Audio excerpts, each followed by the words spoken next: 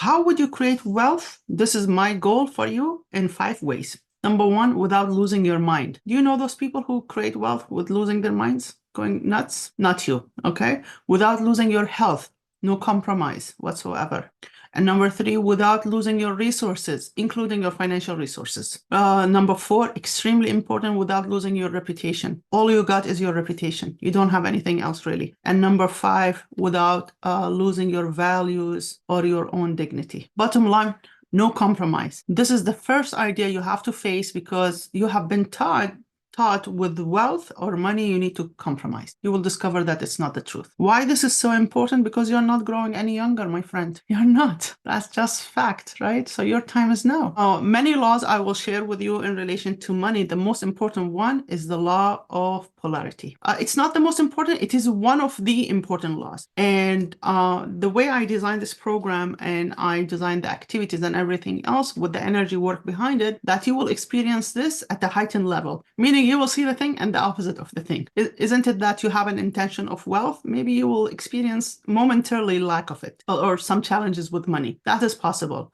What you want to do, you want to pay attention to that. The law of polarity says that the thing that you want instantly is available with the opposite. If lack of love is evident in your life, instantly available with it, love and affection. If poverty is your experience or you're seeing it or you're witnessing it anywhere, instantly wealth and opulence is available next to it. You just need to train yourself and your focus to start looking in the direction that is serving you. So you want to pay attention exclusively to this law because it will be available for you at a heightened level. To the degree it could cause you some interruption. All right. So in this case, when that happens, you don't want to be one of those people who whine about things and take 5 steps backward. No, you stay and you observe. Okay. So how do you handle this? You turn the observer on, you wear your thinking hat. You don't get emotionally involved with the negative side of this. You turn your thinking hat. Your thinking hat will help you come out of this situation if it's negative one. If it's positive, your emotional involvement with it is necessary. However, if your thinking hat is on, you will reap benefits more from the opportunity. And this is what I want for you. Is this clear? So we will discuss the laws in detail and everything, but it's one thing that I want you to pay attention to exclusively, that you will be challenged with that. This is number 1 important thing. The second thing is that what's important for you is that you are able to spot something. There are 2, not 1 thing. So the law of polarity is in action. You are faced with a challenge or you are faced with an opportunity. You have to be able to spot it. What are you spotting? Number 1, the lucrative opportunity in the negative. I had a fight with my husband. What's lucrative about that? Search for it. Look it through. I just got laid off from my work. What's positive about that? That's your job. You are a scholar. You are a hunter. You go and search for the lucrative opportunity into this. The second important thing when you are present and aware of the law of polarity, how could you recover from this big hit that you had? If it's financial, if it's emotional, if it's spiritual, if it's physical, whatever it is, how can you recover faster? So for that to happen, you need your observer, you need your thinking hat. By the way, I recommend you take notes pen to paper versus on electronic devices. This is how you will benefit the most because you have so much stubborn beliefs about money. So you want to support yourself. Everyone, yourself included, is destined to earn $1 million in their lifetime. The question is, are you going to spend 30 years of your life to earn it? Some of you already have. Or are you gonna spend 10 years, 10 months, 10 days? You are destined to become a millionaire. The question is, what's your game of action? What's your plan? Money is instantly, you can earn it. Wealth building takes time. So the question for you, how long it will take you to earn your $1 million? This possibility is also available for you. What I have created and generated is also available for you. Do you believe it? Do you reject it? See how you feel inside, right? Are you wasting your time on TikTok 4 hours, 5 hours? Are you using your social media for lead generation, closing some deals? What are you doing? Okay. Based on 2022 census, and this information is available also online, I want to tell you how exclusive the Millionaire Club is. Pay attention. I want you to build this desire that I want to be a member of this exclusive club. We have over 59.4 millionaires. Are you one of them? That's the question. Out of the 8 billion, right? We have 59.4 millionaires.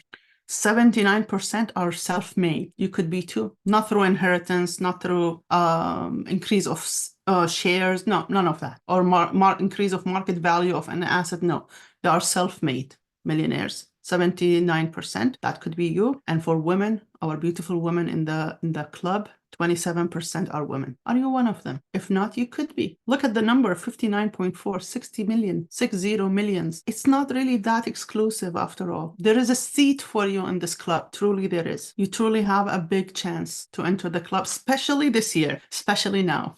This year is just conducive. It just supports all the efforts that you do. Even if you don't know what the hell are you doing, you will become successful. So you want to get to work. So let's talk about money. Okay, what the hell is anatomy of wealth? And what does it mean? Call it wealth course and give me a break. Okay, anatomy.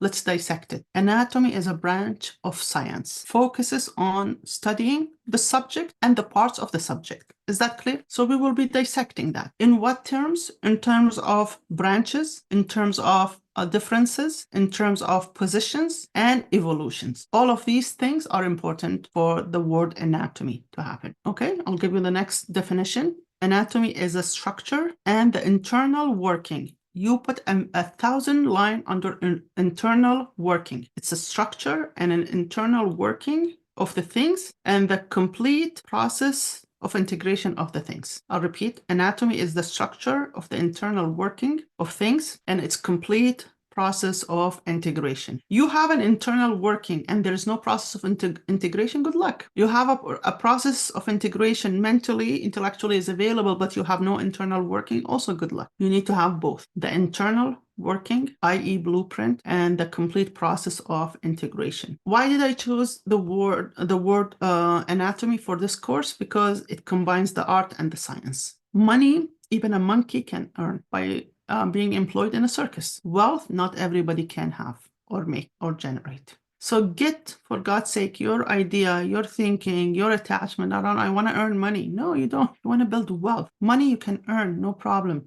Once you understand how money works, it's easy for you to earn it. You want to build wealth. Having audacious goals will support that aspiration as well. The spiritual aspects of wealth you will learn, and also the mechanical parts.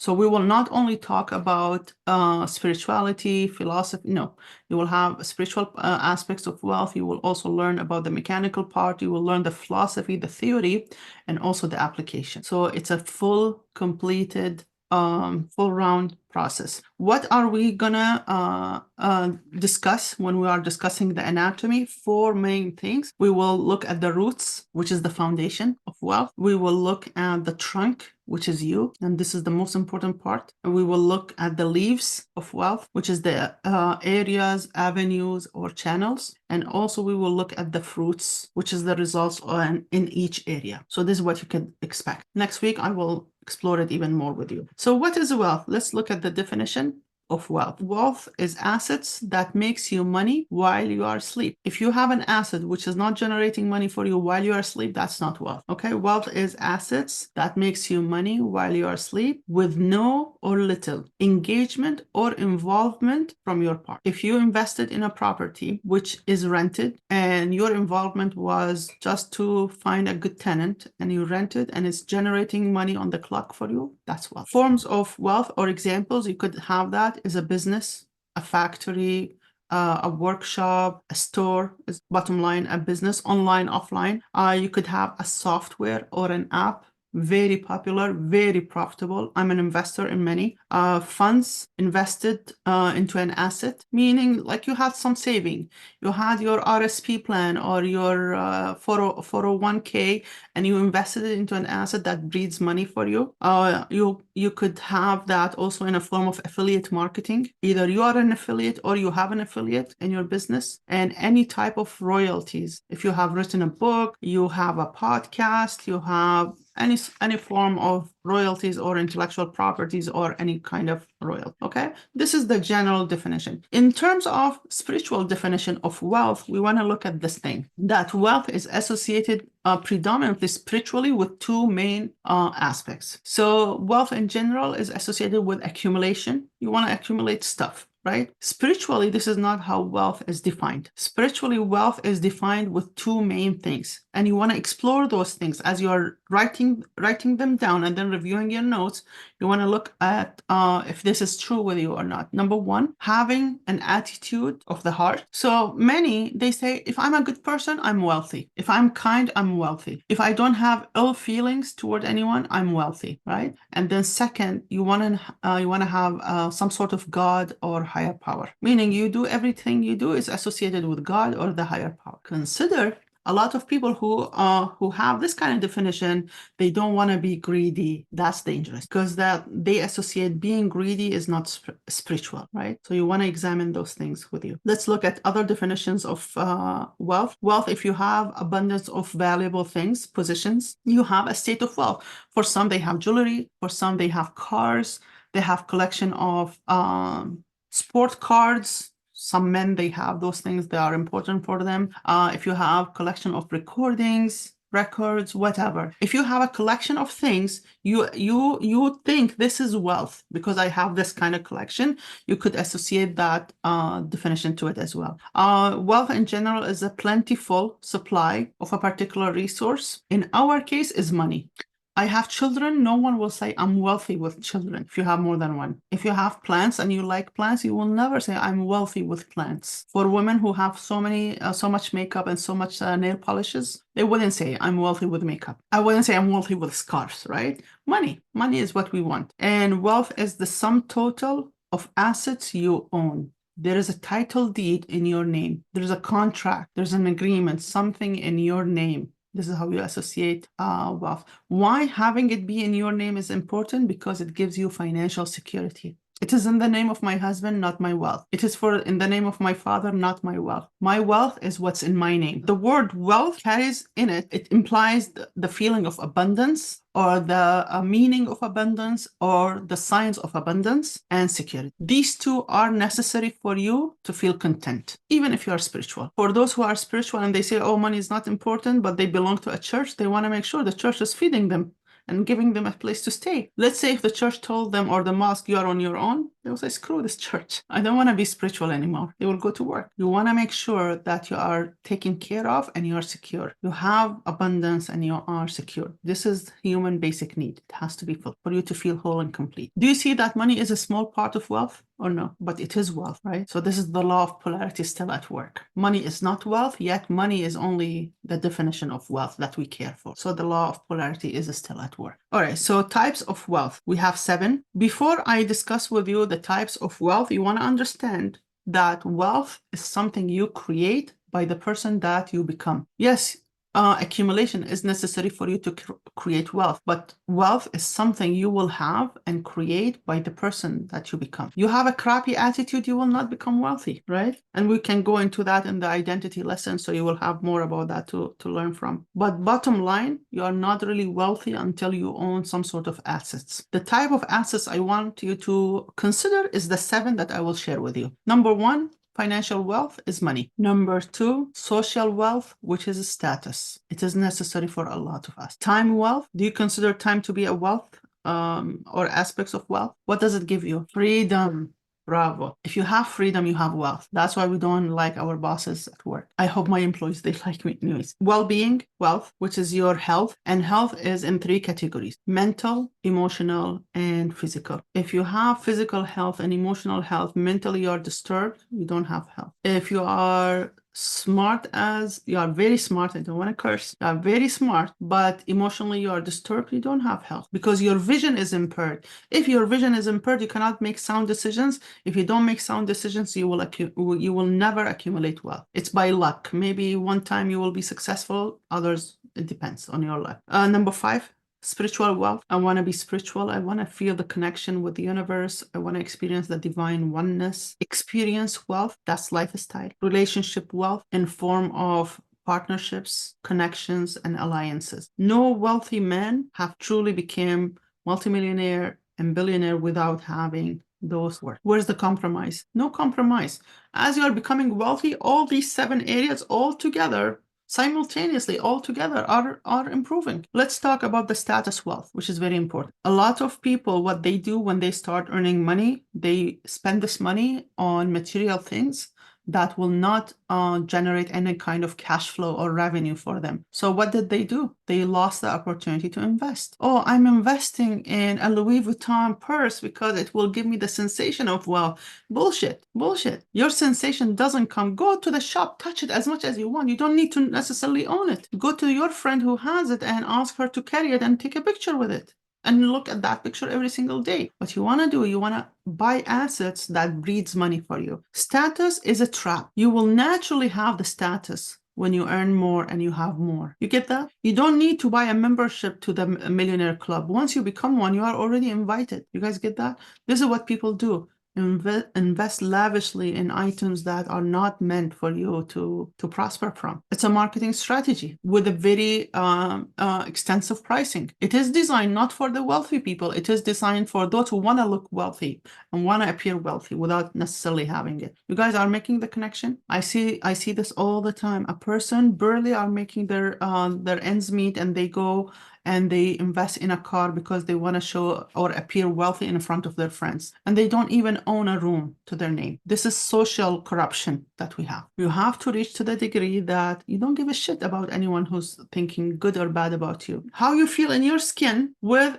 $1,000 scarf or $5 secondhand scarf. You should feel the same. If you are able to maintain this feeling, you are wealthy. And then the social status that you have, the friends that you have, if their opinion of you dependent on how you wear and how you, all of these things, you are in the wrong circle, my friend. Kick them out, fire them all. Especially when you are building wealth and massively lavish one, you want people who adore you the way you are. If you go on a wheelchair and you become handicapped, no one will walk away from you. You want to have those kind of people in your circle. As you are building your wealth, if you had a big financial hit and you pick up the phone and you call on any one of them, they will be there for you. You will discover very soon, and come back to me and tell me if I lied, that once you start making money, some of your friends, they will feel very jealous of you. They will start having rumors, and they will try to destroy your character, and all of that will happen. So from now, you want to look at the status, the social wealth. What do you have? Are you truly wealthy social-wise or not? If you're not, start building it. And then freedom. The whole purpose of money is to give you freedom. The whole purpose of it, the end game of it is freedom. If you don't have it right now, you will not have it later. And freedom is a mental decision, truly is. Question about this? How do you build social wealth? I handpick my social wealth. How about you?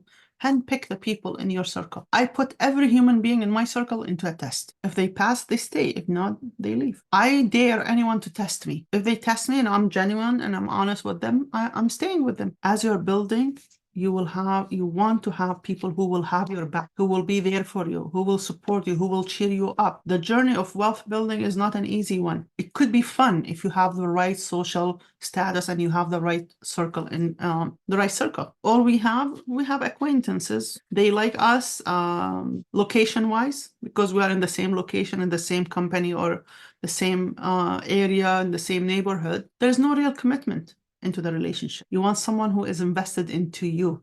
They care about you. They want you. They believe in you. They like you. With money, without money, they like you. They want to be around you. Those people you keep close to heart. And there are very few. You will discover that. And also those people will grow in wealth with you. You can become partners with them down the road in the future. But where are you starting from? You want to filter through all your contacts to see who do you have? Who's in your circle? Once I'm out of a relationship, I'm out for life. I don't waste myself in the relationship or my time. And the way I do it is the way I wish people do it with me also. And if I'm double-faced, like I have two agendas and I'm pretending to be someone that I'm not, it will show. People are smart. It's not a phenomenon only for me. People can read through bullshit right away. But for me, I want people who I can count on. If I got sick, if I lost all I got, I can pick up the phone and call on them and say, hey, I need your help. Keyword is trust. Trust can easily be broken. Keyword is commitment. With commitment, trust gets built. We say in God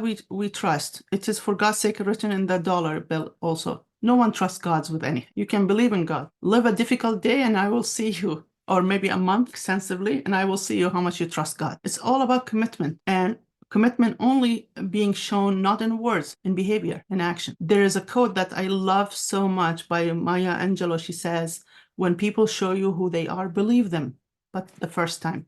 I am naive. I give them a second chance and a third, and then I believe them. Why having wealth is important? Why do you think having wealth is important? Number one, give you access to infinite pleasure. Pleasure is keyword. People drink for pleasure, they marry for pleasure, they work for pleasure, they have babies for pleasure, they abuse themselves for pleasure. Pleasure is keyword. Wealth gives you access to infinite pleasure. Truly, it's infinite. Wealth give you, number two, confidence. Confidence is essential for you to survive big in this world, not to be crushed. Number three, wealth gives you peace of mind. If you want to travel, you're not counting your nickels and dimes. If you want to buy a piece of gift or jewelry or a dress or a shoe, or you're not making countless calculations if you're gonna be able to afford that. It just gives you peace of mind around so many other things. Education is taken care of, healthcare is taken care of, vacations, everything is taken care of. Number four, wealth gives you permission for a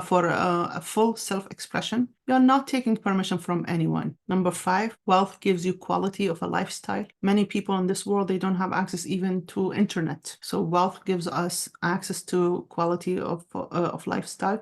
Number six, it gives you an opportunity to have better relationships. You are having a relationship with someone who's helping you double and triple your wealth. When you are in a circle of wealthy people, you drop a problem, you have at least 50 solutions to it out of the box. Do you think real estate, the tiny ones maybe through listing, the real estate, the 100 millions, 40 millions, 20 millions, billions is being sold through listing, through relationships. Listing is for average or poor people to inspire and aspire them and qualify them with TDS ratios, if they qualify or not, right? Income, what not. Okay, number seven, better health and longevity. So people in Monaco, they don't get sick, man. They don't get sick. They have the best healthcare in the world. Rich people, my father-in-law had kidney failure, both of them. He's supposed to be dead 10 years ago. We bought for him a young kid kidney too. So he died in an accident, the kid, and we had a donor. We had that, and it's expensive. It's not cheap, but money bought that. He extended his life because now he has two new kidneys of a 20 some. I'm not so sure how old he was,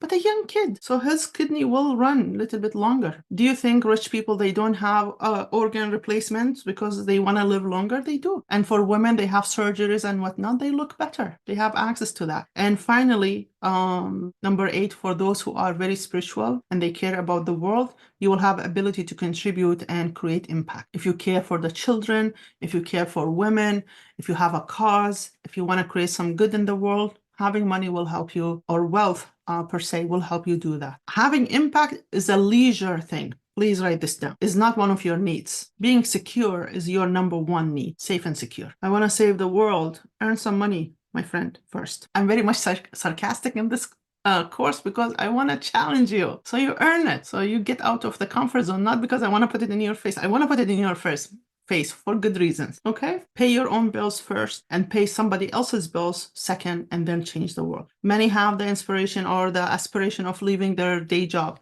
You could be one of them. That's a stupid idea, in my opinion. Replace your day job, your annual income, double it through a side income or anything else that you're doing. Then leave your job, leave it. But don't leave yourself at the mercy of circumstances. That's not a smart thing to do because you will not be thinking straight. If you're not thinking, you cannot make sound decisions. If you're not making sound decisions, you're shooting yourself in the foot. If you're doing that, you are losing your chances to become anything in life. If you remove the need and expectation of money, it should be this way. It should come from this channel. It should be in this amount. And you remove expectations in general. Oh, I needed a need because I want to pay my bill. I want to pay this. I want to do this. You will perform. Easily you will perform. And this is the goal that you should have. In your performance, if there's no pleasure, you don't have wealth in the definition that we have. And let me give you that definition of prosperity. Please write it down. Prosperity is a mental state of being whole and complete, free and empowered. So 4 conditions you need to have: whole and complete, empowered and free. If you are whole, not complete, you're not prosperous. If you are whole and complete and not free, you're not prosperous. If you are free but you're not empowered, you're not prosperous. Prosperity is a mental state of being whole and complete, free and empowered, without needing anything, and yet having everything and anything that you need. How can I be prosperous without needing anything and everything I need I have? You want to think about it. A prosperous person does not have an ounce of need. Yet need is essential before desire. You must have a desire, a want. Want is being generated by need, lack. But you're not staying there. There's a fine line between a moment of recognition and stepping out of it into the realm of having it. Hold the conversation toward you. So prosperity is a state of mind or a state of being.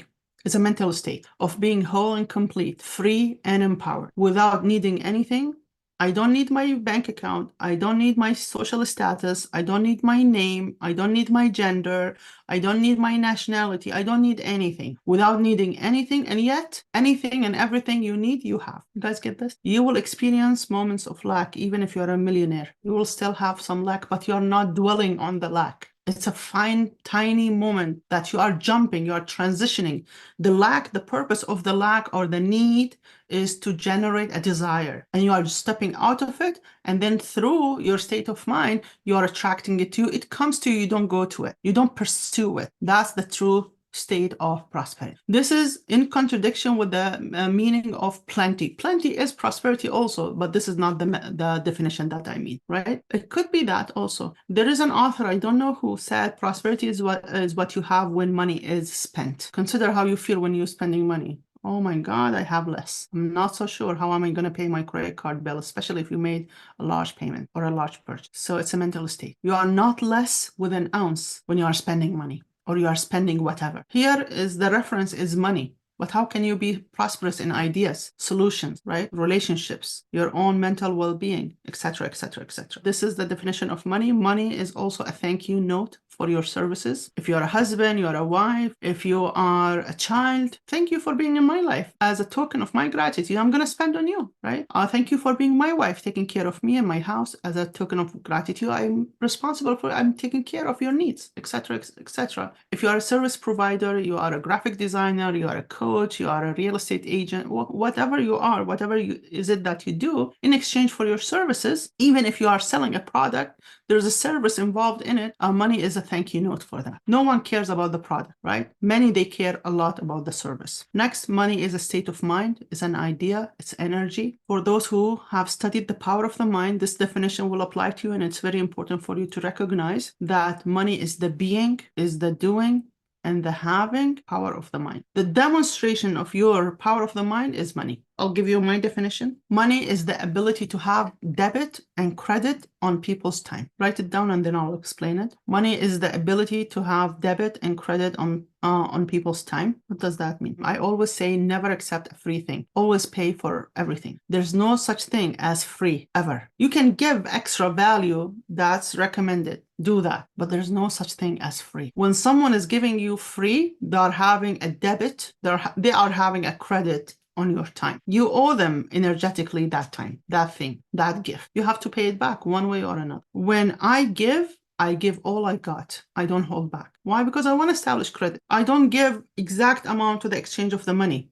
First of all, I take money. There's no free service. I don't have free events. I don't have free events. I don't have any free anything. And after the money is exchanged, I give 10 times more value. I have more money as a result. I have spiritual currency in positive, even if financial is less.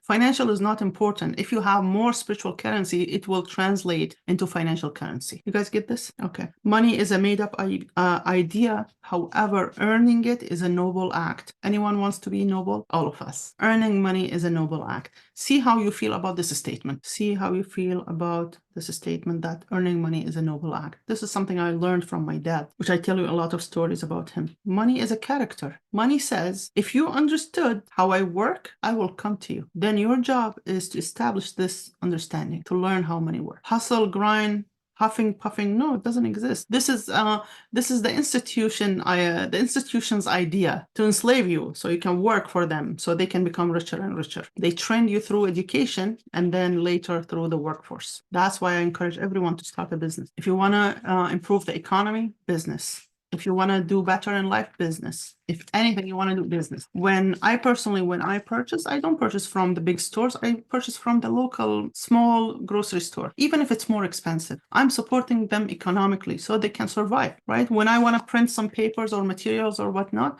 I don't give it to Costco because it's cheaper. I give it to the local UPS store who's owned by two retired elderly who wants to cover up their own living expenses. It wouldn't hurt me if I paid extra $10, $20, $50. I don't go bargaining for things. I don't bargain. Bargain is a culture also, depending on where you're coming from. My culture, if something costs $100, my father will get it from you for 20 and make you thank him because he bought it from you for 20. This is my father's culture. You tell me it's 100, I'll give you 100. You will examine a lot of these behaviors, a lot of these observations throughout the program. Set an intention. The intention is you are now ready to change your relationship with money forever, because it just doesn't change with you. It changes with you for generations to come at the level of DNA. Money will never be an issue. It should not. Okay? Take care. All the best. Bye-bye.